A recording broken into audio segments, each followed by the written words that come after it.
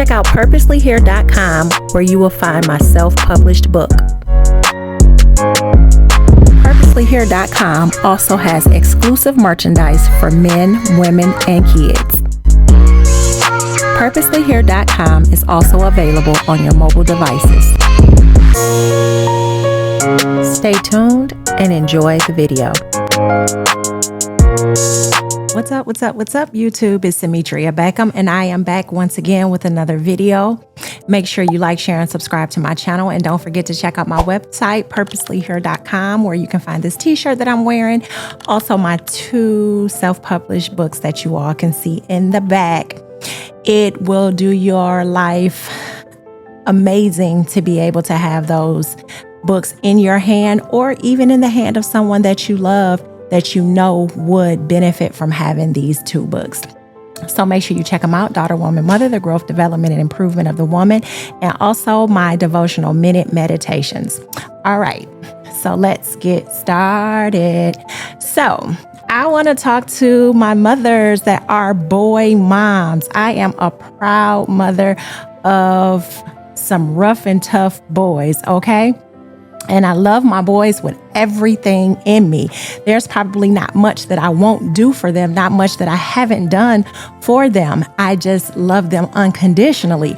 But even in all of that, I still recognize and understand and know certain things, certain boundaries that has to be there being that boy mom. You know, we want to smother them, and we just want to, at times, just because simply they're our children, you know, we just want to coddle them and do everything for them. But we understand and know that those things do not benefit them. Those things do not help with their growth. It doesn't help with their development. It actually takes away from, it makes them more dependent upon others rather than being self-sufficient and knowing how to depend on themselves, knowing how to survive themselves, regardless of who's there or who's around. So us as mothers, there's some things that we have to let go of. There's things that we have to understand. But understanding this, as mothers, we set the foundation for them. As a mom, or as their moms, we know that we have to be their first example. We are their first example, regardless if we want to be or not. We show them the patterns of women. We show them what to expect when they go out looking for a woman, when they go out at that age where they're ready for the relationships, they're ready to mix and mingle and, you know, engage in relationships with women. We have to be that example. We have to show them what it is to have a real woman. Therefore, we cannot be out here in the streets living our hot girl lives and living these whorish lives, having in a scenario that we may be single mothers, showing them a rotation of men and, you know, just not giving them the examples that they need as men. Because then they will grow up. And typically they say that boys date their moms, daughters date their fathers. And you always want to stop and say, you know, if my son brought someone home like me, would I be okay with it? That's a reality check. So we have to watch what we're doing. We have to watch the example and the trends that we're setting for our sons to help them to understand, you know, what a real woman looks like, a woman that is submissive, that takes care of home, that takes care of those children, that makes her, in a scenario, you know, where she might be married in a relationship, making sure that her man is taken care of, that he's first, number one priority, that she's respecting the hierarchy of man, woman, children. Well, the Most High, man, woman, and children, because that man has someone to be held accountable to, that has to answer to someone as well.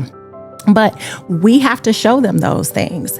We have to show them what it is to stay put and not have our doors being a revolving doors, a door of men coming in and out. So it's very important as the mother that we are the first example. I might not be able to teach him manhood, but I am his first teacher of what a real woman is. So again, let's be careful about that. And also this too, I'm more than likely, I'm going to be the first love that he has, is because of that bond. And it's not, come on y'all, let's get it right. It's not that weird type of stuff, but you know, it's a love that a mother can only give, that pureness, that's that first love that boy will feel from a woman. And that comes from, the way that I carry myself, the way that I love, respect, and treat him. It shows him what to look for and expect in a woman later in life. So be careful, ladies, how you conduct yourself and how you move around, your boys. I harp on a lot how we are the example for our daughters, but you best believe for those boys, we are for sure an example as well.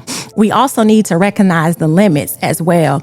As much love as we have for them, we cannot teach them how to be a man. It is not possible. It is, we can't, no matter how much we say, I can teach them everything. I don't need a man. That is bull crap. There has to be that male example there. Rather, it is the father who is in the home or somebody else, that we truly respect and know that they have our son's best interest at heart. That's why he needs a strong male example, preferably his father or another solid man that he can learn from. This is the reason why, too, I say it is important that we understand and know who we're giving our bodies to. Who we are laying down with and having children with is because oftentimes we're making the decision on, okay, I'm going to go get a man. No, you need to sit your butt still somewhere. You need to keep foot at home. You need to be adhering to what the scripture says as a woman so that when it's time for that relationship and that right man comes along, you're in the position to be what you need to be for that relationship. And then it can be a solid foundation to where you don't have to worry about, I had a kid by him and now, we're not together and he's not this and he's not this and he's not that, but you chose him. Remember that. So what does that say about you? I could look at the mirror and I could definitely point the finger to myself and give that same example as well. So that's why I'm saying you need to be careful. It's because there's children that come into play and it is important that these children have the father. These boys have their father in their lives so that they can grow up and be better men, that they can grow up and be better husbands, that they can grow up and be better fathers as well. Because too many of our children, too many of our boys are growing up not knowing what it is, and they have to figure it out themselves. And a lot of it goes back to us, the moms, with the choices that we've made. And then now they don't have what they need, but definitely they have to have a solid, strong man that is knowledgeable and living according to what the Most High has said we should be living, or he should be living. He needs someone to show him what it's like to get up, go to work, create his own path, teach him entrepreneurship, teach him the ins and the outs of women, teach him about work, teach him about life, period. Our boys don't have that. And we need to, as moms, again, make sure that they have that in their lives. I understand there are some scenarios, where that relationship isn't there. And we have to figure it out and pick up the pieces the best way that we can. That's why it's important too. A grandfather and an uncle, a trusted cousin, family member. If you're into the church thing, somebody in the church that you trust, that can be the example that your son needs. The importance of a male guidance, men sharpen men. Boys need to see consistency, strength, responsibility, and leadership modeled by a man. It's needed. Because if he's not seeing that, let me tell you what he's seeing. He's seeing a strong mother, a strong woman. And then that's his example. That's not the example that he needs.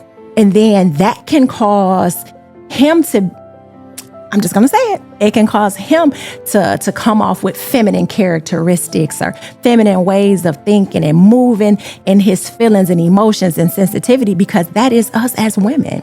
We are by nature that way. And when he doesn't have that important male guidance, when he doesn't have that responsible leadership in his life, That can be the outcome and the results.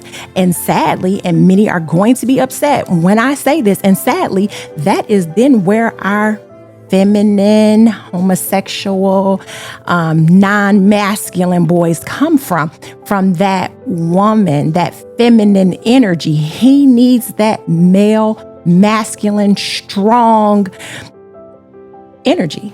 That's just what it is. That's just facts. I mean, I'm not going to go do the research for you. I'm going to leave it up to you. But even look into it. See what studies say. See what studies show with young boys being raised by single women only without that masculine energy. Rather, it is directly from the father or another male that is strongly in his life guiding him versus him maybe being raised by the father or him being raised in the two-parent home with that male figure there. It will prove and it will show. I mean, just look at the world around us. You can see it if you open your eyes, if you're willing to accept that truth. You can see it. It is there. So yes, men sharpen men. Women don't sharpen men. Men sharpen men. And those boys, they need it. Being a boy mom, these are important things that you must know. That is very important for them. And don't get me wrong, us as mothers, we do have unique roles in our sons' lives.